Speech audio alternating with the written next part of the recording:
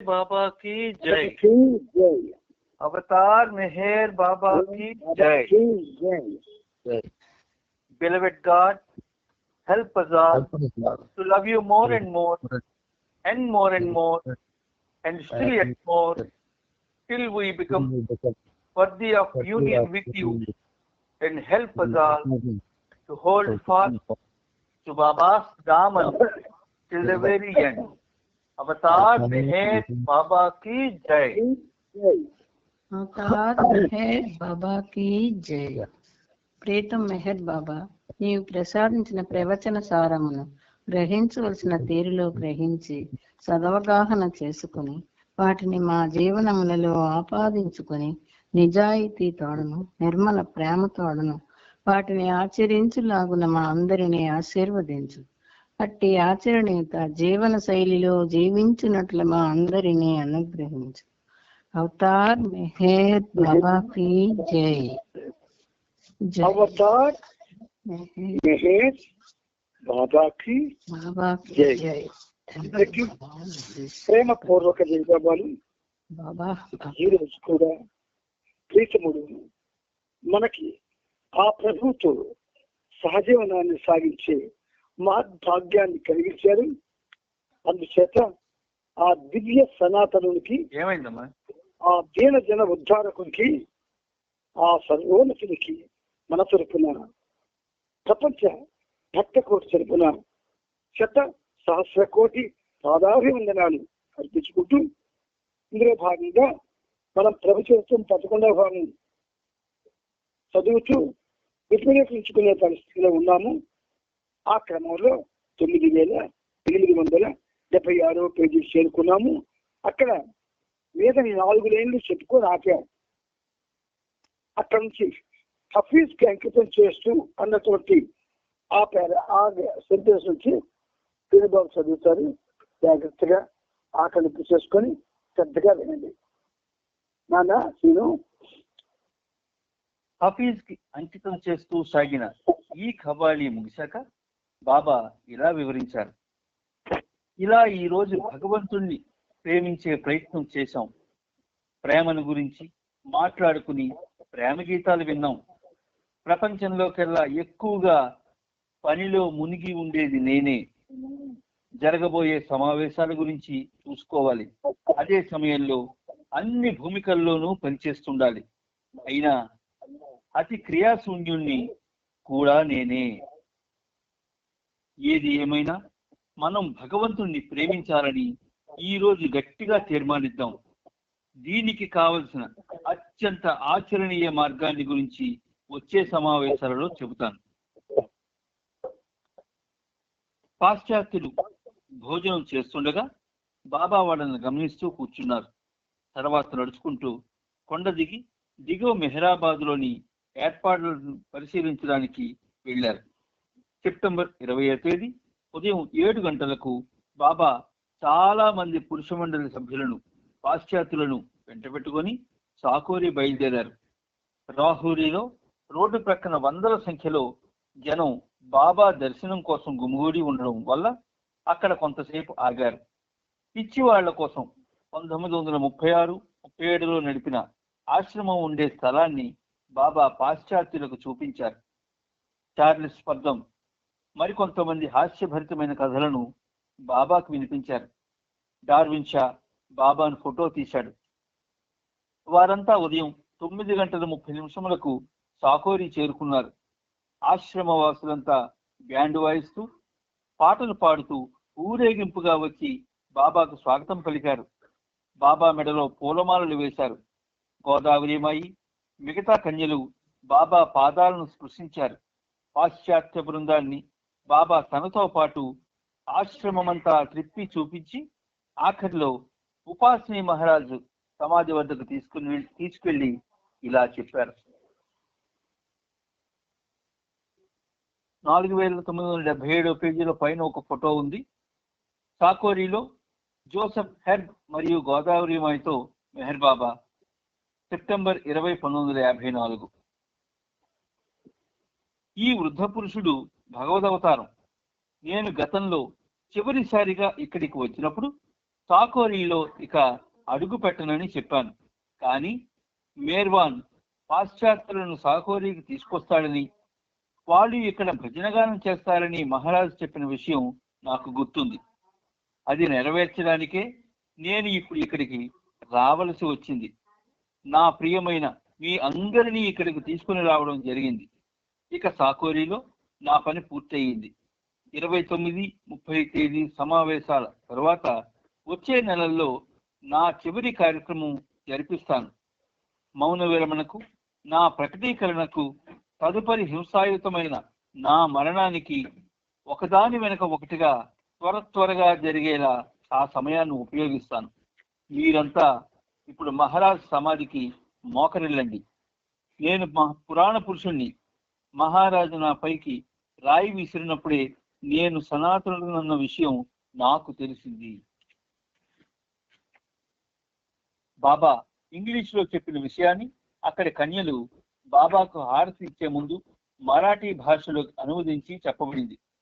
అప్పుడు దిగువ భజనను సాకోరీలోని కన్యలు గానం చేశారు. నా పేరు దేవుడు. కొందరు నన్ను రాముడని, కొందరు శ్యాముడని అంటే కృష్ణుడని పిలుస్తారు. ఈ ప్రపంచంలో నేను పూజింపబడే దైవాన్ని పూజించే ఆరాధకులు ఉన్నాయి. ఒక్కొక్కసారి నేను దాతను, మరొకసారి బెచ్చగాన్ని. నేను సర్వత్రా ఉంటాను, అయినా నేను ఏ ఒక్క స్థలానికి చెందను అని గురువరి శిష్యులతో అంటారు. అప్పుడు బాబా మరొక విషయం చెప్పారు. ఇక్కడ నేనెంత ఆనందంగా ఉన్నానో మీకెవరికీ తెలియదు. గోదావరి మాయి ఇక్కడ వారందరికీ మాతృమూర్తి. మిగిలిన వారంతా ఆమె అనుయాయులు. ఆమెకు 2.5 సంవత్సరాల వయసుండగా మహారాజును చేరుకుంది. మహారాజ్ ఆమెను తన ఒడిలో కూర్చోబెట్టుకుని ఇదంతా నీదే అని ఆమెతో చెప్పారు. నా గురువర్యులైన మహారాజుకి వీళ్ళంతా తమ జీవితాలను అంకితం చేశారు. గోదావరి మాయి అంటే నాకెంతో ప్రేమ. కన్యలు పసుపు రంగు చీరలు ధరిస్తే వేరే వాళ్ళు ధవళ వస్త్రాలు ధరించారు. ఉపాసిని మహారాజ్ పొడగరి, మంచి బలిష్ఠుడు. సాధారణంగా నగ్నంగా ఉంటూ ఒక గోని సంచిని నడుముకు చుట్టుకునేవాడు. బయటికి వెళ్ళేటప్పుడు పాదుకలు ధరించేవాడు. వెదురు బొంగులతో తయారు చేసిన చెక్క బొన్నులో 14 నెలల 12 రోజులు ఉండి రోజుకి ఒకసారి కొద్దిగా కాఫీ తప్ప మరేమీ తీసుకునేవాడు కాదు. 3 అంగుళములు వెడల్పు, 3.5 అడుగుల పొడవుతో ఉండే చెక్క బొన్నులో కాళ్ళు చాచుకొని పడుకునే వీలు కూడా లేకుండా తయారు చేశారు. మనకు చూపించబడిన గదిలోనే ఆయన తుదిశ్వాస విడిచారు. మహారాజ్ సమాధికి బాబా ప్రణమిల్లారు. తర్వాత ప్రతి ఒక్క మండలి సభ్యుడు, పాశ్చాత్య సభ్యుడు ఆ సమాధికి ప్రణమిల్లారు. అందరికీ భోజనం ఏర్పాటు చేశారు. 4979 పేజీలో సాకోరీలో గోదావరి మరియు కన్యలతో బాబా సెప్టెంబర్ 20, 1954లో ఒక ఫోటో ఉంది, చూడండి. బాబా వారితో పాటు కూర్చున్నారు, కానీ ఆహారం అసలు తీసుకోలేదు. వారి వైపు పళ్ళు విసురుతూ సరదాగా ఆడారు. కానీ బాబా బాధపడుతున్నట్లు, ఎంతో భారాన్ని మోస్తున్నట్టు కనపడ్డారు. బాబాను కీర్తిస్తూ ఒక గీతాన్ని పాడారు. చివరిలో బాబా ఇలా చెప్పారు: నన్ను కనుగొనాలంటే నిన్ను నీవు పోగొట్టుకోవాలి. చెప్పడానికి, వినడానికి ఇవి కేవలం మాటలు మాత్రమే. ఎవరు తన ప్రాణాలను అరచేతుల్లో పెట్టుకుని ప్రీతమునికి అర్పించడానికి సిద్ధంగా ఉంటారో అటువంటి వారు మాత్రమే తనను తాను పోగొట్టుకుని ప్రీతములో తనను కనుగొనడం జరుగుతుంది. చాలా కొద్ది మంది ప్రేమికులు మాత్రమే ఇది సాధ్యము. ఇది మళ్ళీ ఆయన యొక్క అద్భుతమైనటువంటి ఆ ప్రవచనాల్లో చాలా ముఖసరైనది. నన్ను కనుగొనాలంటే నిన్ను నీవు పోగొట్టుకోవాలి, మనల్ని మనం పోగొట్టుకోవాలి. ఇక్కడ ఒక ప్రశ్న ఉదయిస్తుంది. మనం యథార్థానికి నిజానికి లేవు కదా, మరి మనల్ని మనం ఎలా పోగొట్టుకుంటాము అని ఒక అనుమానం మనకు వస్తుంది. అయితే తన ప్రాణాలను ఎవరైతే అరచేతుల్లో పెట్టుకొని ప్రీతముని కల్పించడానికి సిద్ధంగా ఉంటారో అటువంటి వారు మాత్రమే తను తాను పోగొట్టుకొని ప్రీతములు తన్ను కనుగొనడం జరుగుతుంది. దానికి ఎక్స్ప్లెనేషన్ ఎలా చెప్పారా? తన ప్రాణాలను అరచేతుల్లో పెట్టుకొని, ప్రాణాలను అరచేతిలో పెట్టుకోవడం అంటే పూర్తిగా ప్రాణం లేని ఒక బిందు ఆత్మగా అనుభూతి పొందడమే. అందుచేత అది తనను తాను ఆ బిందు ఆత్మ ప్రీతములకి అర్పణ అయిపోవడానికి సిద్ధంగా ఉంటారు. అటువంటి వారు మాత్రమే తనను పోగొట్టుకొని ప్రీతముడిలో తనను కనుగొనడం జరుగుతుంది. మనం లేవు, బిందు ఆత్మలుగా ఉన్నాం. భాషలో చెప్పిన ఈ భావం, ఆధ్యాత్మిక భావాలన్నీ కూడా ఆచరించడానికి మనం మన మీద శ్వాస తగ్గించుకుంటేనే సాధ్యం అవుతుంది. మన మీద శ్వాస ఉన్నంత కాలం కూడా బాబా చెప్పినటువంటి ఆ అద్భుతమైనటువంటి ఆధ్యాత్మిక ప్రవచనానుసారం మనకి అర్థం కాదు. ఏం చెయ్యాలో కూడా మనకి దారి కనబడదు.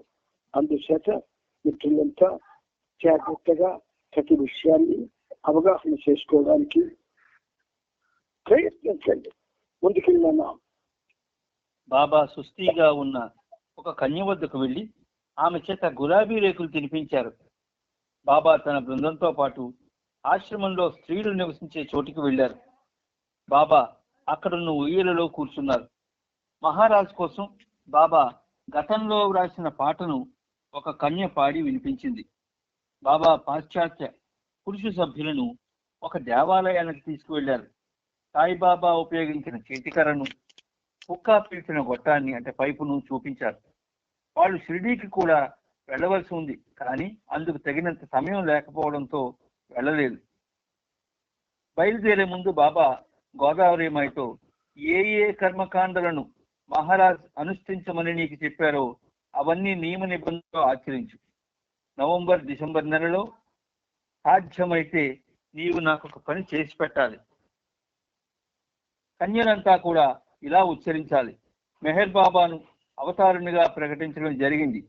మీ పంచ సద్గురువులంతా బాబా విశ్వకార్యంలో ఆయనకు సహాయం అందించాలి అని ఆ 2 నెలలు ప్రార్థించాలి.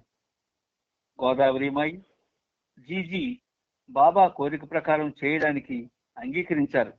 ప్రతిరోజు 2 నెలల పాటు ఆశ్రమంలో వారంతా బాబా చెప్పినట్లు చేశారు. ఫ్రెడ్ మార్క్స్ 6 అడుగుల పైన ఎత్తుంటాడు. ఎత్తు తక్కువగా ఉన్న ద్వారబంధం అతని తలకు తగిలింది. బాబా అతని తలకు బ్యాండేజీ కట్టారు. కాకోరీలోని వారందరినీ కలిశాక బాబా అహ్మద్నగర్కు బయలుదేరారు. దారిలో కారు ఆపి దిగి ఫ్రెడ్ తల గాయం ఎలా ఉందని అడిగారు. బాబా తలకు చుట్టుకున్న స్కార్ఫ్ కారు కిటికీలోంచి బయటికి ఎగురుతుండడంతో డానా ఫీల్డ్ ఆ విషయాన్ని బాబా దృష్టికి తెచ్చి ప్రమాదాన్ని హెచ్చరించాడు. వెంటనే బాబా స్కార్ఫ్ను తీసివేసి సీటులో కూర్చున్నారు.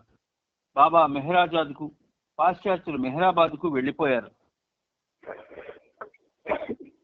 మర్నాడు సెప్టెంబర్ 21వ తేదీ బాబా మెహరాబాద్ వచ్చారు. మొదటగా బాబా సమావేశానికి సంబంధించిన ఏర్పాట్ల గురించి నిర్వాహకులతోనూ వారి సహాయకులతోనూ చర్చలు జరిపారు. బాబూజీ బావమరిది ధీరజ్ మెహరాబాద్లో ఒక సహాయకునిగా పనిచేస్తున్నాడు. అతన్ని చూసి బాబా, నీ తల్లిదండ్రులు నన్ను ప్రేమిస్తున్నారా అని అడిగారు. సమాధానంగా ధీరజ్, మా తండ్రి గారు ప్రతాప్ సింగ్, మా పెద్దన్న శంకర్ సింగ్ సమావేశానికి వస్తున్నారు. బావు శాశ్వతంగా నీ వద్దకే వచ్చేశాడు కనుక మా కుటుంబం అంతా ఎలాగూ నిన్ను ప్రేమిస్తున్నారు అని చెప్పారు. సమావేశం తర్వాత నీవు తిరిగి ఇంటికి వెళ్ళాక రమను, 2 పిల్లలను జాగ్రత్తగా చూసుకో. బాబు నాతో ఉన్నాడు గనుక వారికి ఎటువంటి లోటు రాకూడదు అని చెప్పారు. బాబా బాబుతో, నీ సోదరులు సమావేశానికి వస్తున్నారా అని అడగ్గా తన సోదరులు నారాయణ్ సింగ్, సుఖ్దేవ్ సింగ్ వస్తున్నారని సమాధానం ఇచ్చాడు. బాబా నానాఖేర్ను ఉద్దేశించి, నీ సోదరుడు విను వస్తున్నాడా అని అడిగారు. దానికి నానాఖేర్, అతన్ని ఎవరూ ఆపలేరు బాబా అని అన్నాడు. ఈ సమావేశం చాలా ముఖ్యమైంది. నా సన్నిహిత ప్రేమికులు, కార్యకర్తలు అంతా రావాలి అని బాబా చెప్పారు. ఉదయం 10:15 బాబా పాశ్చాత్య పురుష బృందాన్ని చూసేందుకు మెహరాబాద్ కొండపైకి వెళ్లారు. ఈ రోజు నేను ఇక్కడ ఎక్కువసేపు ఉంటాను అన్నారు. ప్రతి ఒక్కరి ఆరోగ్యం, నిద్రను గురించి అడిగి తెలుసుకొని బాబా, నాకు బాగా అలసటగా అనిపిస్తుంది. 3 రాత్రులుగా నాకు నిద్ర లేదు. విశ్వభారం నా పైన బాగా ప్రభావం చూపిస్తుంది అన్నారు. బాబా మూడ్ మారిపోగా ఇలా అన్నారు, గోళీలు ఎలా ఆడాలో నేర్పుతానని మీకు నేను మాటిచ్చాను. నేను వాగ్దానాలకు అతీతుడిని అయినప్పటికీ నా వాగ్దానం గుర్తు చేశారు కనుక నేను తప్పక నేర్పిస్తాను. గోళీలు ఎలా ఆడాలో వారికి చూపించి వారితో కాసేపు ఆడుకున్నాను. పాశ్చాత్య పురుష బృందాన్ని వెంట పెట్టుకుని పడమర వైపు గదికి వెళ్లి కుర్చీలో కూర్చుని బాబా ఇలా చెప్పడం మొదలుపెట్టారు. నేను సాకోరీని గురించి వివరించి చెబుతాను. నాలో వచ్చే ఆలోచనలకు అనుగుణంగా మాట్లాడతాను. భూమికలను గురించి కూడా మాట్లాడతాను. మొదట అద్భుతాలను గురించి మాట్లాడతాను. ఆధ్యాత్మికత దృష్ట్యా అవి కేవలం ఒక రహస్యం తప్ప మరేవీ కావని నేను ఎందుకు అనుకుంటున్నానో వివరిస్తాను. తాను ఒక తండ్రి, తన తండ్రి ఒకటేనని జీసస్ చెప్పినప్పుడు తాను భగవంతుణ్ణి అన్న భావంతో చెప్పాడు. అది నిజమేనా? వాస్తవంగా జీసస్ అలా చెప్పాడా? ఈ దృశ్య జగత్తు మొత్తాన్ని భగవంతుడు సృష్టించాడు. అదే భగవంతుడు చేసిన మహా అద్భుతం. అంటే జీసస్ యొక్క అద్భుతం అన్నమాట. లెక్కలేనంతగా జీసస్ జీవరాశులను సృష్టించాడు. అతని ఇచ్చ ప్రకారమే అవి మరణిస్తాయి. అయినప్పటికీ కొద్ది మంది మృతులను జీసస్ పునర్జీవితం చేయడంలోనే ఆయన గొప్పతనం ఉందని అంతా అనుకుంటారు. ఇందులో దాగి ఉన్న అర్థాన్ని విడమర్చకపోతే ఇది ఎంత హాస్యాస్పదంగా ఉంటుందో తెలుసా? అతడు చనిపోయిన వారిని బ్రతికించి అంధులకు చూపించి రక్షకుడుగా అందరి మనసుల్లో ఉన్నాడు. అలాంటి చర్యల ద్వారా జీసస్ అతి గొప్పదైన ఈ విశ్వభ్రాంతిలో అంతగా చెప్పుకోదగని మరొక భ్రాంతిని సృష్టించాడు. అతడు ఎందుకు ఈ అద్భుతాలను సృష్టించాలనుకున్నారు? ఎందుకంటే అవి ప్రజల మనస్సులో ఆకట్టుకున్నాయి గనుక అని మాల్కమ్స్ క్లాస్ చెప్పాడు. అప్పుడు బాబా, అయినా జీసస్ తాను భగవంతునని రక్షకుడినని చెప్పాడు కదా అని ప్రజలు ఆ విషయం పట్ల ఆకర్షితులు కాలేదు. చనిపోయిన వారిని బ్రతికిస్తే మాత్రం జనం ఆకర్షితులయ్యారు. దీన్ని బట్టి అర్థమయ్యేది ఏమిటంటే జనం జీసస్ కి ఆకర్షితులు కాలేదు, కానీ అద్భుతాలను చెప్పుకునే వాటికి ఆకర్షితులయ్యారు. నీవేమంటావు చార్లెస్? చార్లెస్ ఇలా జవాబిచ్చాడు, జనాన్ని ఆకట్టుకునేందుకు జీసస్ ఈ అద్భుతాలను చేయలేదు. ఎందుకంటే వాటిని గురించి ఏమీ చెప్పొద్దని చెప్పాడు. ఆయన ఏమి చేసినా ప్రేమ వల్లనే చేశాడు.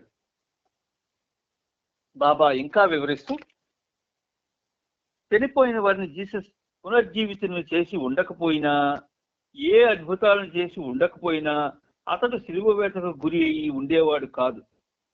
మరి అతడు సిలువ వేటకు గురి అవ్వాలనుకున్నాడు. ఖచ్చితంగా తాను సిలువ వేయబడాలన్న తలంపుతోనే జీసస్ అద్భుతాలను చేశాడు.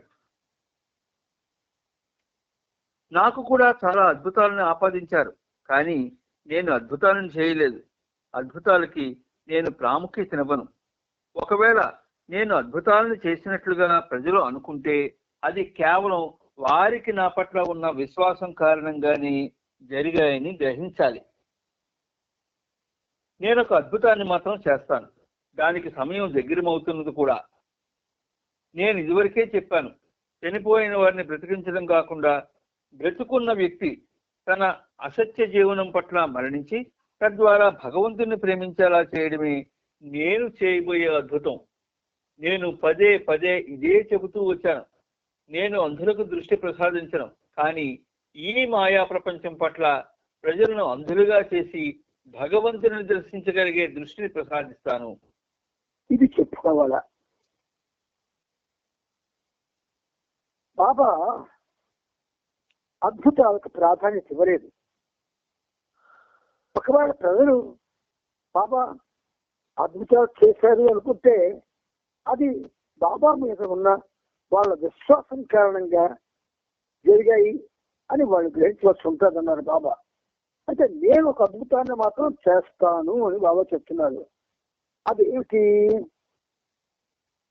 దానికి సమయం కూడా దగ్గర పడింది అంటున్నారు.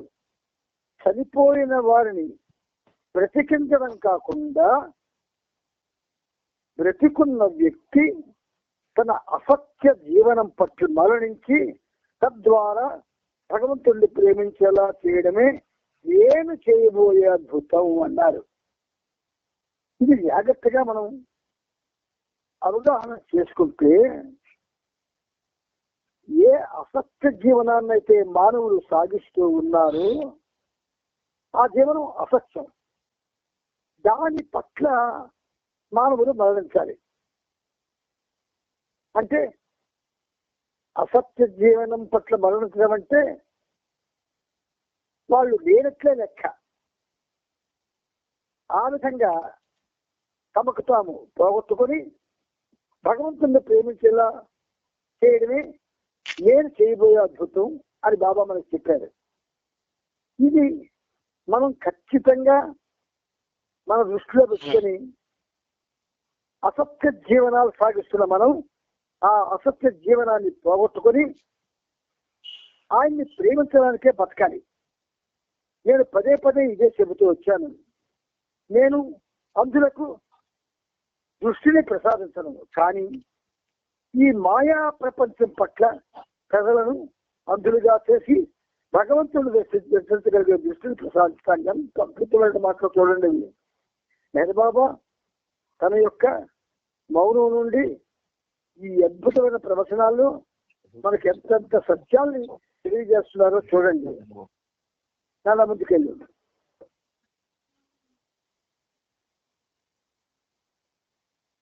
అద్భుతాలను గురించి నేను ఎందుకు ఇలా వివరించాను అంటే దీనికి సాకోరీతో సంబంధం ఉంది. నిన్న మనకు షిరిడీని దర్శించేందుకు సమయం చాలలేదు. సాకోరీలోని వాతావరణానికి భిన్నమైన దాన్ని మీరు షిరిడీలో చూసుండేవారు. సాయి మందిరానికి భారత్లోని వివిధ ప్రాంతాల నుండి ప్రజలు వస్తూ ఉంటారు. ఇంచుమించు ప్రతి ఇంట సాయిబాబా చిత్రపటాన్ని మీరు చూస్తారు. సినిమా హాళ్లలోను అగ్గిపెట్టెల పైన సాయిబాబా బొమ్మ ఉంటుంది. ఈ దివ్య పురుషుణ్ణి వ్యాపార వస్తువుగా మార్చేశారు. అక్కడి నిర్వాహకులు డబ్బు కోసం చివరికి ధుని భస్వాన్ని కూడా అమ్ముతారు. ఆలయంలోనికి ప్రవేశ రుసుముగా మనిషికి 8 నాణాలు వసూలు చేస్తున్నట్టుగా వారు ప్రకటనలు కూడా చేశారని ఇటీవల నేను విన్నాను. దీనికంతటికీ కారణం ఒక సజ్జనుని అజ్ఞానం. సదుద్దేశంతోనే అతడు తలపెట్టిన కార్యం ఈ గందరగోళానికి దారితీసింది. నేనెవరిని స్వార్థపరుడనని గాని చెడ్డవాడని గాని చెప్పను. అందరూ నావారే కదా. అంతా పరమేశ్వరుని ఇచ్చ ప్రకారమే జరుగుతుంది. మూర్తి భవించిన పరిపూర్ణత్వమే సాయిబాబా. కానీ షిరిడీలో జరుగుతున్న వ్యవహారాలు మాత్రం నాకు నచ్చవు. తొందరలోనే అక్కడి వాతావరణం అంతా మార్చివేస్తాను. చూసారా, షిరిడీలో వాతావరణం ఎలా అయితే మారిపోయింది, మెహరాబాద్ లో వాతావరణం కూడా మారిపోయింది. అయితే ఈ మార్పుగా కాకుండా ఇంకా ఏదో గొప్ప గొప్ప కార్యక్రమాలు చేసి ఉన్నతమైనటువంటి కార్యక్రమాలు చేస్తున్నామనేటటువంటి ఒక విషయం మనకి బయటికి వెల్లడి కాబడుతూ ఉంది. ఒకటే చెప్తారు బాబా, నిన్ను నువ్వు పోగొట్టుకోవడమే నన్ను కనుగొనడం అన్నప్పుడు ఆ నిన్ను అన్నటువంటి ఆ పదంలో నువ్వున్నావు, నీ చుట్టూ ఉన్న వాతావరణం ఉంది. మరి నిన్ను నువ్వు పోగొట్టుకున్నప్పుడు నీ చుట్టూ ఉన్న వాతావరణం నీకు ఎక్కడ ఉంటుంది? ఉండదు. ఆయన మెహర్ బాబాలో ఉన్న ప్రత్యేకత ఏమిటంటే ప్రాక్టికల్ గా ఉంటారు. Most practical.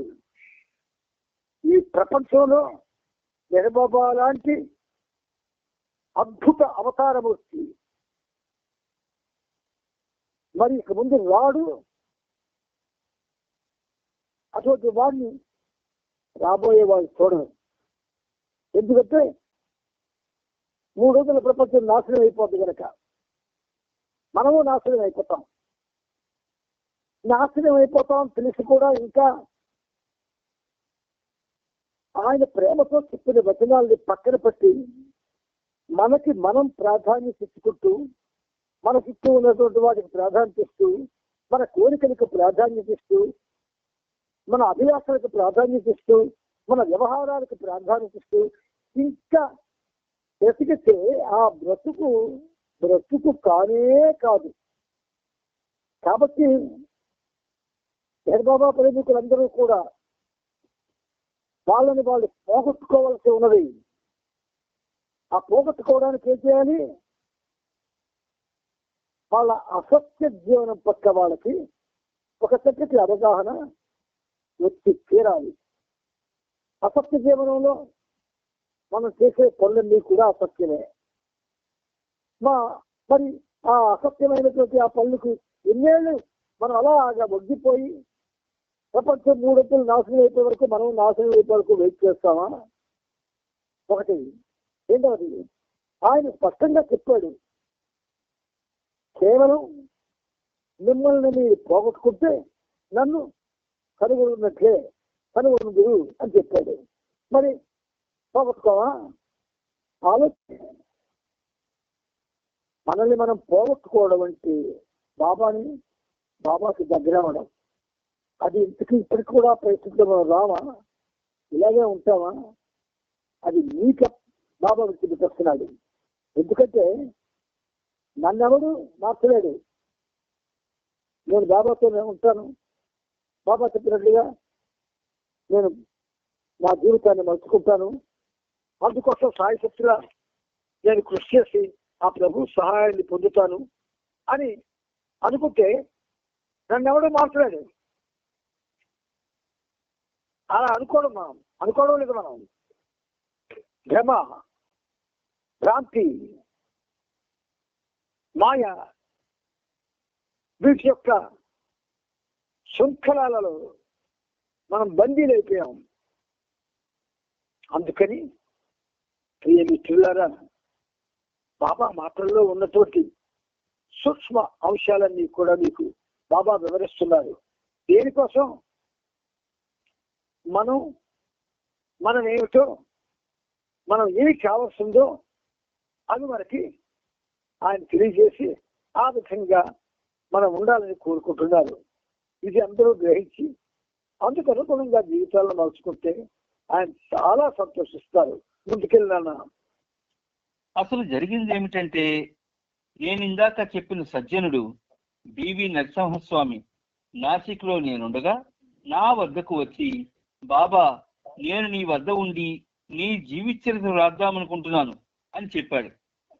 అదేమీ అక్కర్లేదు కానీ దానికి బదులుగా సాకోరి వెళ్ళి ఉపాసిని మహారాజు జీవిత చరిత్ర రాయమన్నాను.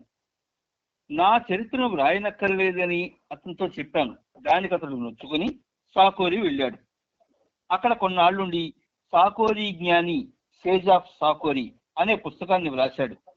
మీలోని ప్రతి ఒక్కరికి ఇచ్చిన ఆ పుస్తకం కాపీనే నేను నిన్న మీ వద్ద నుండి వెనక్కు తీసేసుకున్నాను. ఆ పుస్తకం సగం బాగుంది, సగం బాగాలేదు. సాకోరిలోని కన్యల విషయాన్ని చేర్చకుండా ఆ పుస్తకాన్ని వ్రాశాడు. తన సొంత వ్యాఖ్యానాలు జోడించాడు. కొన్నాళ్ల తర్వాత మహారాజుని గురించి సందేహించాడు.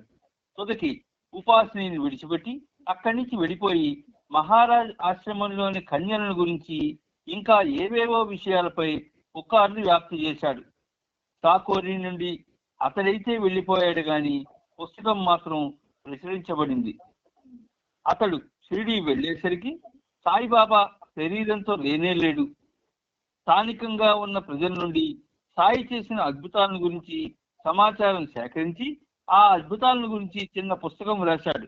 కానీ చాలా చిన్న విషయాలను పెద్దగా చేసి వర్ణించాడు. సంతానం లేని స్త్రీలకు సాయి ఆశీర్వదించగా వారికి పిల్లలు కలగడం, ఒక పేదవాని తలపై సాయి హస్తం ఉంచి ఆశీర్వదించగా అతడు భాగ్యవంతుడవడం, నీళ్లలో దీపాలను వెలిగించడం మొదలైన అప్రధాన విషయాలను గురించి ఆ పుస్తకంలో వ్రాశాడు. అప్పటి నుండి దేశం నలుమూలల నుండి ప్రజలు సంతానం కోసము, ధనం కోసము, ఉద్యోగం కోసము షిరిడీకి వస్తున్నారు. సరే, మనం ఈ విషయాన్ని పక్కన పెడదాం. తన వివరణను కొనసాగిస్తూ బాబా ఇలా చెప్పారు. నేను ఉన్నత చైతన్య స్థితిలో ఉన్నప్పుడు షిరిడీలో ఉన్న సాయిబాబా వద్ద ఉండేందుకు అంతర్గతంగా ఆకర్షితున్నయ్యాను. నేను అప్పుడు అనుభవించే చైతన్యం భగవత్ చైతన్యం. సాయిబాబా బహిర్భూమికి వెళ్ళాలనుకున్నప్పుడు ప్రజలు అతన్ని మేళ తాళాలతో ఊరేగింపుగా తీసుకువెళ్లేవారు. అట్టి గౌరవ ప్రపత్తులకు సాయి ఒక్కడే అర్హుడు. ఆయన బహిర్భూమిలో సుమారు 1 గంట ఉండి తిరిగి తన స్వస్థానానికి ఊరేగింపుగా వచ్చేవారు.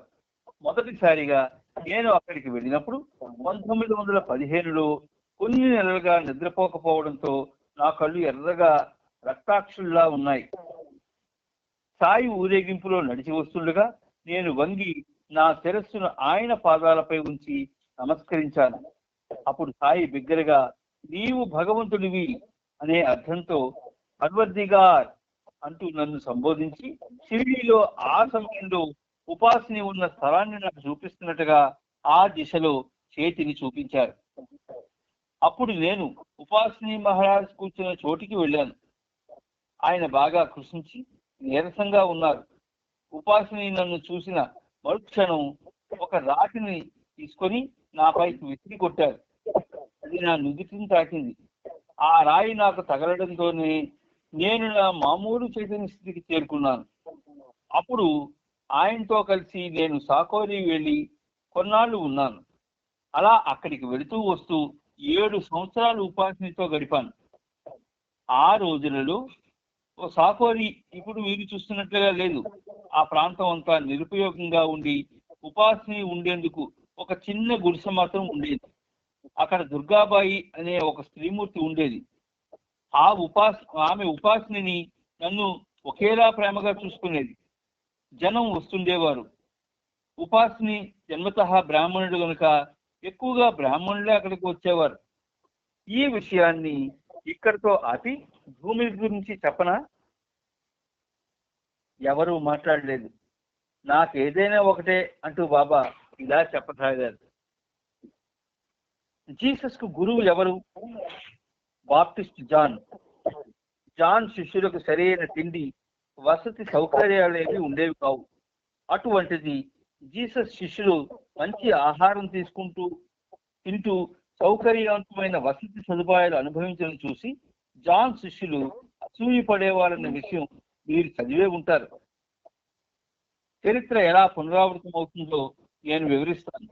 దేనికి ఆందోళన చెందకండి, సంశయ చిత్తంతో ఉండకండి. నేను భగవంతునితో ఒకటై ఉన్నానన్న ఎరుక నాకు ఉన్నట్లు భగవంతునికి తెలుసు. నిన్న ఒక వింత సంఘటన జరిగింది. ఒక మంత్రం గాని లేక ధ్యానానికి ఒక పదం గాని పంపించమని దక్షిణ భారతదేశం నుండి ఒక ఉత్తరం రాశాడు. వారు వివిధ రకాల మంత్రాలను సేకరించి భద్రపరచాలనే ప్రయత్నంలో నా నుండి ఒక మంత్రాన్ని ఇవ్వని కోరారు. దానికి ఒక కాపీ బుక్ నాకు పంపారు. నేను ఇలా డిక్టేట్ చేసి అందులో వ్రాయించాను. నేను ఉన్నతుల్లోకెల్లా అత్యంత ఉన్నతుడును. నేను సనాతనుడును. I'm the highest of the high. I'm the ancient one.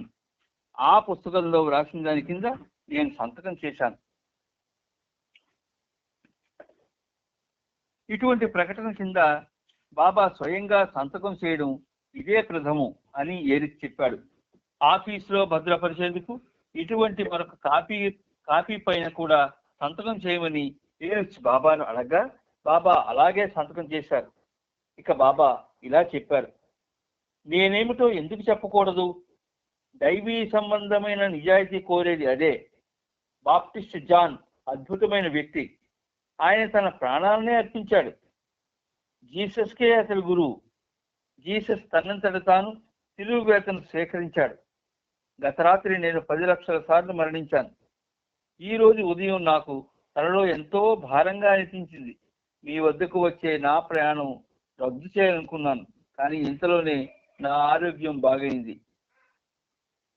ఉపాసని Maharaj గురించి బాబా తిరిగి ఇలా చెప్పడం ప్రారంభించారు. మహారాజ్ దర్శనం కోసం జనం అదే పనిగా సాకోరి రావడం ప్రారంభించారు. ముఖ్యంగా బ్రాహ్మణులే ఎక్కువగా వచ్చేవారు. ఒక నిర్మాణం తయారైంది. అక్కడంతా బ్రాహ్మణ వాతావరణం నెలకొంది. ప్రతిరోజు మహారాజ్ నేను విడిగా కూర్చునేవాళ్ళం. ఇది చూసి బ్రాహ్మణ జనం అసూయ పడేవారు. మహారాజ్కి ఈ జొరాస్ట్రియన్ యువకుడి మీద ఎందుకంత మక్కువ అని అనుకునేవారు.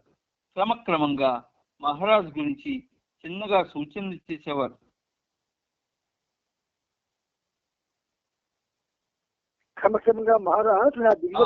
క్రమక్రమంగా మహారాజ్ నా దివ్యత్వాన్ని గురించి చిన్నగా సూచనలు చేసేవారు. ఈ విషయం ఎవరికి మింగుడు పడేది కాదు. చాలా మంది నిరసన తెలిపేవారు. కానీ రోజు మా ఇద్దరి సమావేశం మాత్రం కొనసాగుతూనే ఉండేది. అక్కడ ఒక హిందూ దేవాలయాన్ని నిర్మించి మామూలుగా జరిపే కర్మకాండలు నిర్వహించేవారు. అలా ఉండగా ఒకరోజు మహారాజ్ నా తొలి మండలి సభ్యుల్లో మేర్వాన్ ఇప్పుడు పరిపూర్ణుడయ్యాడు అని ప్రకటించారు.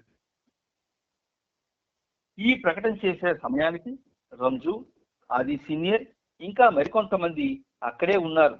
మేమంతా బాబాను అనుసరిస్తూ ఆయన ఇచ్చే ప్రతి ఆదేశాన్ని అది ముఖ్యమైనదైనా లేదా అంత ప్రధానమైనది కాకపోయినా లేక ఆచరించడానికి కష్టమైనదిగా అనిపించిన అన్ని ఆదేశాలని మేము ఆచరించవలసిందిగా మహారాజ్ మాతో చెప్పాడు అని రంజు ఈ సందర్భంలో చెప్పారు. కష్టాల్లోనూ సుఖాల్లోనూ అన్ని సందర్భాల్లోనూ బాబానే అంటిపెట్టుకొని ఉండమని మహారాజ్ మమ్మల్ని కోరాడు అని ఆది సీనియర్ చెప్పాడు. రంజు ఇంకా చెబుతూ తన సర్వస్వాన్ని బాబాకు ఇచ్చేశానని, దానికి సంబంధించిన తాళం చెవిని కూడా బాబాకు అందజేశానని మహారాజ్ ప్రకటించాడు అని వివరించాడు. కొనసాగిస్తూ బాబా ఇలా చెప్పారు, అప్పటి నుండి నేను సాకోరి వెళ్ళలేదు. అలాగే ఆ క్షణం నుండి అక్కడ హిందూ వాతావరణం ఉధృతమైంది. మహారాజ్ ఒకవైపు తన అంతరులను నా పట్ల అసూయ చెందేలా ప్రోత్సహించేవాడు. నాపై ద్వేషం పెంచుకొని నన్ను దెబ్బతీసే విధంగా వారిని ఉసుగొల్పేవాడు. మరోవైపు మహారాజ్ దుర్గాబాయికి, యశ్వంతరావుకి మేర్వాన్ ప్రస్తుతం యావత్ విశ్వానికి మాలిక్ అంటే యజమాని అని చెబుతుండేవారు. నన్ను మాలిక్ అని ఎవరైనా పిలిచే పిలుపు విని బ్రాహ్మణులు నన్ను హతమార్చాలనుకునేవారు. మహారాజ్ నేను మాత్రం ఈ గందరగోళానికి ఏ విధంగానూ ప్రభావితం కాలేదు. ఇప్పుడు నేను మీకెవరికీ తెలియని ఒక విషయం చెబుతాను. మహారాజుపై విషప్రయోగం జరిగింది. ప్రాణాంతకమైన మోతాదులో ఆ విషం ఇవ్వడం వల్ల జరిగింది. శరీరం ముద్దుబారిన అనుభూతికి మహారాజ్ గురయ్యాడు. కొన్ని రోజుల పాటు అసలు నడవలేకపోయాడు. కానీ మహారాజ్ నిలదొక్కుని విష ప్రభావం నుండి బయటపడ్డాడు. సరిగ్గా అప్పుడే గోదావరి మాయి ఆశ్రమంలో అడుగుపెట్టింది. మహారాజ్ ఆమెతో, నాకు బ్రాహ్మణ వ్యక్తులతో కూడిన వాతావరణం నచ్చలేదు అని చెప్పి కేవలం దైవాన్ని ప్రేమించాలనే దీక్షతో ఉన్న శీలపతులైన కన్యలను చేరదీయడం ప్రారంభించాడు. కొత్తగా వచ్చిన వారు ధవళ వస్త్రాలను ధరించేవారు. వీరిని కన్యలు అని పిలిచేవారు. తర్వాత కొన్నాళ్లకు ఆది సీనియర్ తల్లి గుల్మాయి ద్వారా మహారాజ్ ఇలా కబురంపాడు, తొందరలో నేను ఈ దేహాన్ని త్యజిస్తాను కనుక నన్ను చూసేందుకు మేర్వాన్ని రమ్మని చెప్పు. నేను సాకోరిలో అడుగు పెట్టను అని నేను ఇదివరకే చెప్పడంతో వేరే చేటులో అంటే దహిగాం 1941 మా ఇద్దరికి సమావేశం ఏర్పాటు చేశారు. మేమిద్దరం ఒకరినొకరు ఆలింగనం చేసుకున్నాం. నా శిరస్సును మహారాజ్ పాదాలపై ఉంచాను. అప్పుడు మహారాజ్ నీవు ఆదిశక్తివి అని నాతో అన్నారు. అలా చెప్పి ఏడుస్తూ ఠాకూరీపై ఒక కన్ను వేసి ఉంచు అని నన్ను కోరాడు. సమావేశం తర్వాత ఎవరి స్థలాలకి వాళ్ళని వెళ్ళిపోయాం. 3-4 నెలల వ్యవధిలో 3-4 నెలల తరువాత మహారాజ్ శరీరాన్ని వదిలిపెట్టాడు. ఆశ్రమ కన్యల బాధ్యతను గోదావరిమాయికి అప్పగించారు. ఇంతకాలము గోదావరిమాయి రహస్యంగానే కాలం గడిపింది. కానీ నా గురించి ఏనాడు ఒక్క మాట కూడా బయటికి చెప్పలేదు. అయితే అక్కడి వాతావరణం మాత్రం హిందూ వాసనలతోనే నడుస్తూనే ఉంది. కర్మకాండల నిర్వహణ కొనసాగుతూనే ఉంది. ప్రపంచంలో కేవలం పైకి మాత్రమే కనబడే వివిధ మతాలకు సంబంధించిన కర్మకాండలను నశింపజేయడానికి నేను వచ్చాను. గోదావరిమాయి ఎవరికీ తెలియని విధంగా నన్ను ప్రేమిస్తుంది. ఆశ్రమంలోని పురుషవర్గం వారు నేను కేవలం బాబాజానికి మాత్రమే వారసునని, ఉపాసనకి ఎంత మాత్రం కాదన్నట్లుగా అక్కడి వాతావరణాన్ని తయారు చేశారు. అంతేకాకుండా ఆశ్రమ ఆధిపత్యం గోదావరిమాయిదే అంటూ ఆమె ఉపాసనకి ఆధ్యాత్మిక వారసురాలని కూడా వార్తలు ప్రచారం చేశారు. పాపం గోదావరిమాయి చాలా మంచి పిల్ల. స్త్రీలలో ఆమె ఒక అద్భుతమైన ఆత్మ. ఆమె ఎరకాటంలో పడి ఎటూ చెప్పలేని స్థితిలో ఉంది. ఆమె మంచి స్వభావమే ఆమెను నడిపిస్తూ ఉంది. ఇక నా శిష్యుల సంఖ్య పెరిగింది. బాప్టిస్ట్ జాన్ శిష్యుల మాదిరి ఠాకూరీ బ్రాహ్మణ వర్గం ఈ పరిస్థితిని చూసి మరింత క్రోధానికి లోనయ్యింది. అప్పుడు ఒక అద్భుతం జరిగింది. మీరెవరైనా వాఘ్ని చూశారా? ఎవరైనా నా గురించి అతని ముందు మాట్లాడితే చాలు ధిక్కారంతో ఉమ్మేసేవాడు. అతడు ఎంతగా మారిపోయాడో మీరు చూశారు కదా. ఇదంతా గోదావరి వల్లనే సాధ్యమైంది.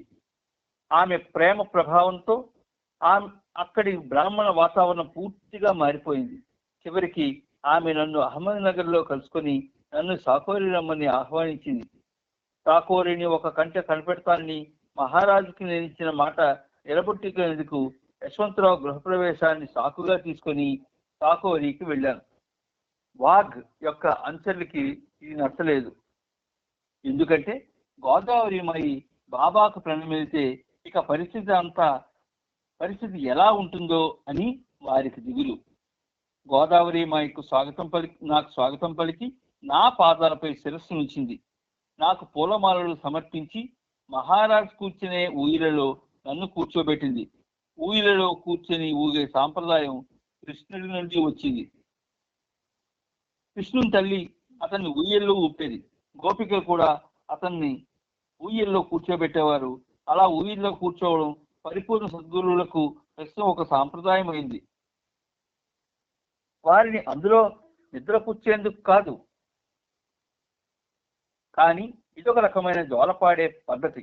కృష్ణ, ఇక నిద్రపో, అల్లరి చేయకు అన్నదే ఈ జోలపాటకు అర్థం. కృష్ణుడు చాలా తొంటరి పనులు చేసేవాడు. ఆ తొంటరి తనంతోనే విన్యాసాలు చేసేవాడు. ఏదో ఒక ఇబ్బందిని తెచ్చిపెట్టేవాడు. క్రీస్తు, బుద్ధుడు వీళ్ళ పద్ధతి వేరుగా ఉండేది. నాది వీళ్ళందరి మిశ్రమ స్వభావం అని నేను అనుకుంటున్నాను. నేను వాఘ్ని పిలిపించి ఆలింగనం చేసుకున్నాను. నా పట్ల అతనుకున్న వ్యతిరేకత నుండి అతను బయటపడ్డాడు.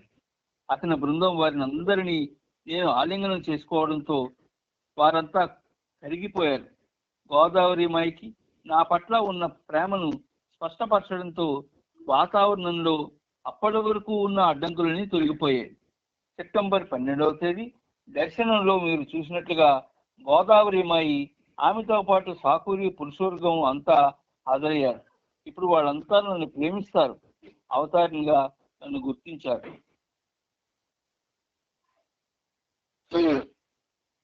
అయితే ఒక విషయం గ్రహించాలని నా కోరిక.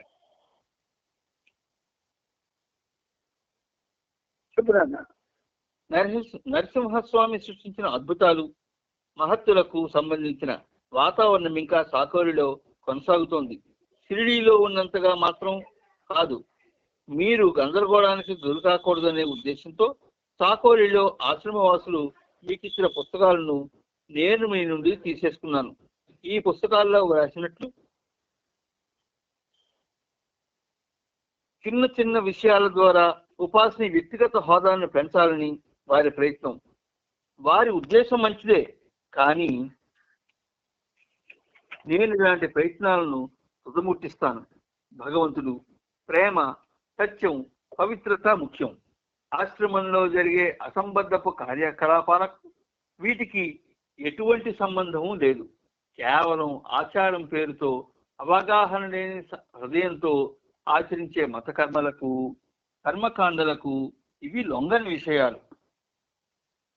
బాబా లేచి గద్దీ పైన కూర్చున్నారు. 5 నిమిషాల పాటు విశ్రాంతి తీసుకోండి అని చెప్పి వేరే విషయాల గురించి మాట్లాడారు. తర్వాత 2 రోజుల క్రితం ప్రారంభించిన భూమికలకు సంబంధించిన ప్రవచనాన్ని బాబా తిరిగి కొనసాగించారు. ఒక కాగితంపై బాబా కొన్ని గీతలు గీసి వాటికి తగినట్లుగా ఏరిచ్ చేత ఏవో అక్షరాలను వ్రాయించారు. ఇదొక కొత్త విషయం అని బాబా అంటూ 4, 5, 6 భూమికల గురించి వివరించడం మొదలుపెట్టారు.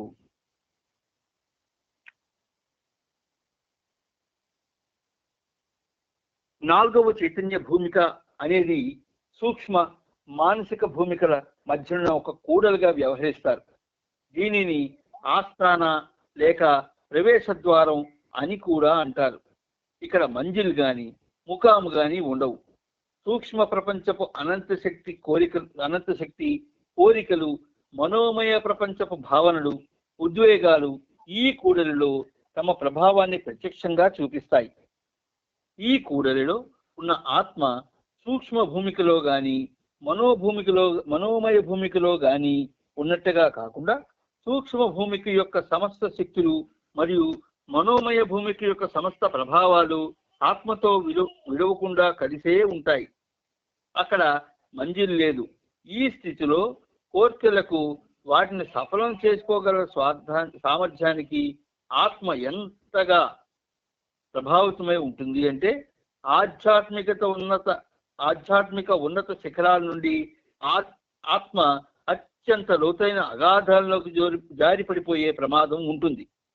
ఆత్మ తన ఈ చైతన్య స్థితిలో ఏదైనా చేయగలదు. మరణించిన వారిని బ్రతికించగలదు. నూతన రూపాలను సృజించగలదు. తను కోరిందంతా చేయగలదు. కోరికలు పూర్తి శక్తితో ఆత్మను ప్రభావితం చేస్తాయి. ఈ కూడలిలోని ఆత్మ పెను ప్రమాదంలో ఉంటుంది. భగవద్వచనం గాడ్ స్పీక్స్ లో పూర్తి వివరాలు ఇవ్వబడ్డాయి.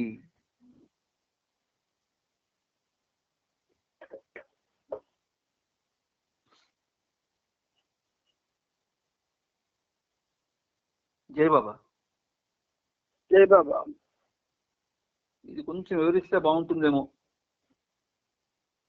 అంటే గాడ్ స్పీక్స్ లో ఈ చైతన్య భూమికలు మనం చెప్పుకోవాలి. అవును, ఆయనకి అన్నిటి మీద కమాండ్ ఉంది కనుక మిగతా విడిచిపెట్టి ఇటు అక్కడ ప్రారంభించారు ఆయన. మనం అలా చేస్తే మనకు దాని పూర్తి టెక్స్ట్ అర్థం కాదు కనుక మనం గాడ్ స్పీక్స్ లో చైతన్య భూమికల గురించి పూర్తిగా మనం ఇప్పుడు చదువుకున్నాం కదా. గాడ్ స్పీక్స్ చెప్పుకుందాం ఆదివారం పూట. దానికి కానీ బాబా ఒక చక్కటి నిర్ణయం చేస్తే ఎంతమంది ఉన్నారని కాదు, ఒక్కడు వింటాడని చెబుతారు బాబా. గుర్తుంచుకో, నువ్వు కానీ నేనే వింటానండి, మరి ఎవరు వినంటే నీకే చెప్తాను, బాబా చెప్పిస్తాను కదా. లేదు, ఎంత వినవలైతే ఆ చైతన్య భూమికలు రాష్ట్ర కొన్ని అతి ముఖ్యమైనటువంటి ఆ కొన్ని ఎడిషన్స్ అవేంటైతే ఉన్నాయో అవన్నీ కూడా మనం చెప్పుకోవచ్చు. దానికి ఏంటంటే ఒక ప్రత్యేక వారం ఆదివారం మాత్రమే మనకి హాయిగా చెప్పుకోవడానికి అవకాశం ఉంటుంది. అందుకు ఒకసారి మన వాళ్ళందరినీ అడుగు, ఒకరైనా ఇద్దరైనా నాకు బాగలేదు, లేదు అందరూ వింటామంటే కూడా తప్పకుండా మనం చెప్పుకుందాం. కాకపోతే గాడ్ స్పీక్స్ యొక్క వాల్యూమ్ ఆ స్థాయిలో కాకుండా అవసరమైనవి సాక్ష్యమైనంత బ్రీఫ్ గా మనం చెప్పుకోవడానికి, మనకు అర్థమయ్యేటట్టు చెప్పుకోవడానికి మనం బాబా మీద భారం వేసి ప్రయత్నిద్దాం. అయితే ఈ చైతన్య భూమికల మీద మనకి ఏమైనా నాలెడ్జ్ వచ్చినా అది మనకు ఎందుకు ఉపయోగపడదు అంటే, ఒకటి ఎవరైనా అడిగితే వాళ్ళకి మీరు సమాధానం చెప్పాలి కదా. ఆ కోణం నుంచి ఆలోచిస్తే ఇది మీరు గాడ్ స్పీక్స్ లో కొన్ని ఉన్నతమైనటువంటి ఆ పార్ట్స్ మీరు వినడం చాలా ఆవశ్యకం. ఏదైనా అలా చేద్దాం. జై బాబా. ఒకవేళ ఆత్మ తన స్వార్థ ప్రయోజనాలకై తన అనంత శక్తి యొక్క ప్రభావానికి లొంగకుండా ఉన్నట్లయితే అప్పుడు అది 5వ భూమికి చేరుకొని 5వ మంజిల్లోకి ప్రవేశిస్తుంది. నేను ముందు చెప్పినట్లు స్థూల జగత్తులో లెక్కలేని ముఖాములతో కూడిన మొదటి మంజిల్ ఉంటుంది. సూక్ష్మ భవనంలోని మొదటి భూమికలో 2వ మంజిల్ దాని ముఖాములు ఉంటాయి. అలాగే సూక్ష్మ ప్రపంచం యొక్క 2వ భూమికలో 3వ మంజిల్ దాని ముఖాములు ఉంటాయి. కానీ 4వ భూమికలో మాత్రం మంజిల్ గాని ముఖాము గాని ఏది ఉండదు. ఇవి మనం చెప్పుకున్నాను, ముఖాములు మంజిళ్ళు చెప్తున్నాను. 5వ భూమిక మనోమయ ప్రపంచంలోనిది. దీనిలో 5వ మంజిల్ దానికి సంబంధించిన ముఖాములు ఉంటాయి. అయితే ఈ 5వ చైతన్య స్థితిలో ఏమి జరుగుతుంది? ఇప్పుడు ఆత్మ మనోమయ భూమిక నుండి నేరుగా తన కార్యకలాపాలను నిర్వహిస్తుంది. బోధపడిందా? ఆత్మ మనస్సుకు యజమానిగా ఉంటుంది. మనోమయ భూమిక మొత్తం ఆత్మ యొక్క నియంత్రణలో ఉంటుంది. విశ్వంలోని ప్రతి వ్యక్తి యొక్క ఆలోచనలు, కోరికలు 5వ భూమికలో ఉన్న ఆత్మకు తెలుసు. ఈ స్థితి ఆత్మకు సురక్షితమైన స్థితి. 4వ భూమిక యొక్క ప్రమాదకరమైన కాళరాత్రి ముగిసిపోవడమే దీనికి కారణం. గుర్తుంచుకోండి, నేను దీనికి సంబంధించిన విషయాలను వివరించకుండా ముందుకు వెళుతున్నాను. 5వ భూమికలోని ఆత్మకు ఇతర మనసుల్లోని ఆలోచనలు, కోరికలు తెలిసినప్పటికీ వాటిని నియంత్రించగల శక్తి మాత్రం ఆత్మకు లేదు. భగవదైక్యం కోసం ప్రేమికులు పడే తపన, ఆరాటం ఈ భూమికలోని ఆత్మకు ఉండవు. ప్రేమికులు దైవీ భూమికల గురించి పట్టించుకోరు. తెలుసుకోవాలన్న ఆరాటం వారికి ఉండదు. ప్రీతమునితో ఐక్యత పొందాలన్నదే ప్రేమికుల తపన. ఎవరు? ట్రూ లవర్స్ అన్నమాట. True lovers of God. True lovers of God ఎలా ఉంటారంటే భగవంతుడే ముఖ్యంగా తీసుకుంటారు. ఆయనకు ఒక విధంగా ఆయన్ని సంతోషపెట్టి ఆయనకు చేరువ కావాలని ఎప్పుడూ ఆశిస్తూ ఉంటారు. ఇప్పుడు మనం కూడా ప్రేమికులుగా పిలువబడుతున్నాం, కానీ మనం ప్రేమికులు కాం. కాబట్టి మనం అన్నిటి గురించి అరులు చేస్తున్నాం. ప్రేమికులు ఎవరు కూడా బాబాని మాత్రమే ప్రేమిస్తూ ఆయనతో జీవనం పంచుకుంటూ ఆ జీవనంలో ఆయన నామస్మరణ చేస్తూ ఆయన చిరునవ్వును చేస్తూ ఆయన యొక్క సైగల్ని ఊహించుకుంటూ, ఒక విధంగా చెప్పాలంటే బాహ్య ప్రపంచంలో కన్నా మనో ప్రపంచంలో ఎక్కువ బాబాతో ఉండడానికి ప్రయత్నం చేస్తారు. True lovers of Meher. అలాంటి వాళ్ళు ఇప్పుడు లేరు. ఒకవేళ ఉన్నా అలాగే ఎవరైనా మాట్లాడినా ఈ పిచ్చి అయిపోయా బాబా ఫోన్లోకి వచ్చి అని అనుకునే ప్రమాదం కూడా ఉంటుంది. పిచ్చి అయిపోవడం కాదు, అది హై పిచ్కి వెళ్ళడం. ఆ హై పిచ్కి వెళ్ళాలి అంటే నిరంతరం నిత్య నామస్మరణ చేసుకోవాలి. ఆ నిత్య నామస్మరణ చేసుకోవడానికి నీ హృదయం నీకు రెచ్చగొట్టాలి. మనసు అడ్డొస్తుంటుంది. నువ్వు నామస్మరణ మొదలు పెడితే చాలు, నీకు ఎందుకు వెళ్ళి నాతో ఉండు అని అంటది మనసు. దానికి తగ్గట్టు బుద్ధి కూడా కరెక్టే నువ్వు అలాగే చెయ్యి అంటది బుద్ధి. నేను చెప్తాను, మేధస్సు కూడా బయటకు వస్తుంది, ముందుకు వస్తుంది. నా మేధస్సు గారిని మీరు నాతో గారిని పరిచయం చేసుకుంటే మీకు చాలా చాలా విషయాలు చెప్తానంటుంది. ఇదంతా కూడా గమ్మత్తు. మానవుడికి తెలియకుండా మానవుడి యొక్క అంతరంలో జరిగేటటువంటి గొప్ప గొప్ప విషయాలు ఇవి. ఎప్పుడైతే భగవంతుడికి దగ్గర అవ్వాలనే ప్రయత్నం మానవుడు చేస్తాడో, భగవంతుడికి దగ్గర అవ్వాలనే ప్రయత్నం మానవుడు చేస్తాడో, అప్పుడు ఇవన్నీ కూడా తలెత్తుతాయి. ఆ ప్రయత్నం ఆయన చేయడు, వాటి యొక్క బందీలో ఉంటాడు. అవేవి కూడా మరి పట్టించుకోవు. అంటే సింపుల్ గా చెప్పాలంటే ఒక దొంగతో గారు స్నేహం చేస్తే వాడు దొంగతనమే మప్పుతాడు, దొరతనం మప్పడు.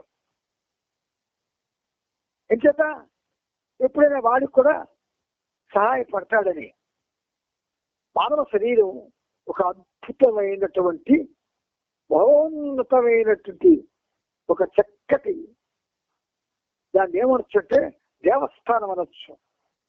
ఆ దేవస్థానాన్ని అక్కడ ఒక్కటి దేవుడే ఉండాలా, బాబాయే ఉండాలా.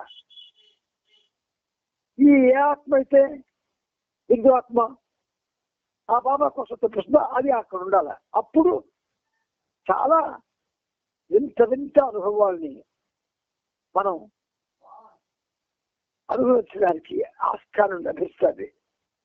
సాధారణంగా ఆ ప్రయత్నం ఎవరు చేయరు. ఒకవేళ చేసిన వాళ్ళని ఒక విధంగా ఎందుకు ఇప్పుడు నీకు అనేది అనవసరమైన విషయాలు వద్దు అని వాళ్ళ చేత వాళ్ళ యొక్క ఆలోచనల్ని బలహీనపరిచేస్తారు. ఇప్పుడున్న లోకం అంతా కూడా మాయాలోకం. అది మాయకు అతీతం కాలేకపోతుంది. మాయకు అతీతం కమ్మంటాడు మన ప్రభువు. అంచేత ఇప్పుడు మన సర్కిల్ ఏదైతే ఉంది, ఈ సర్కిల్లో కూడా మాయకి లోబడి ఉన్న వాళ్ళు చాలా మంది ఉన్నారు. ఎందుకలా లోబడిపోతారంటే తప్పదు. ఉన్నదే మాయ, ఉంటున్నదే మాయ, తెలుసుకుంటున్నదే మాయ, కావాలనుకుంటుందే మాయ. మరి మాయ కోరుకుంటున్నప్పుడు భగవంతుడు ఎందుకు కలుగు చేసుకుంటాడు?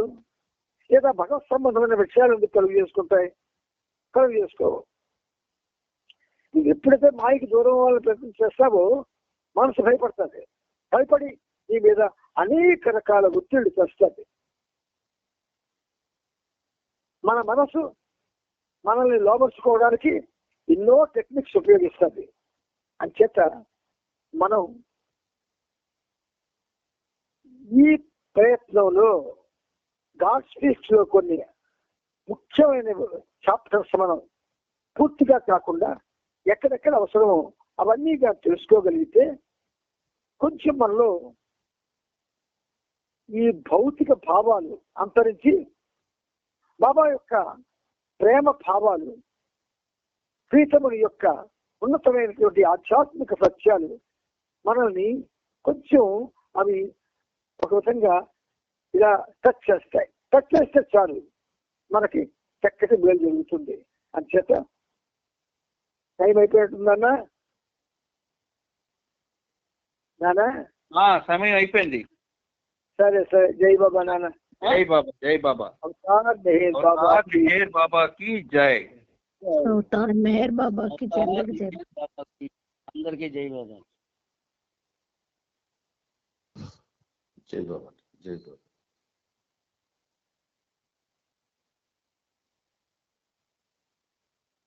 జై బాబా అండి. అందరికీ జై బాబా.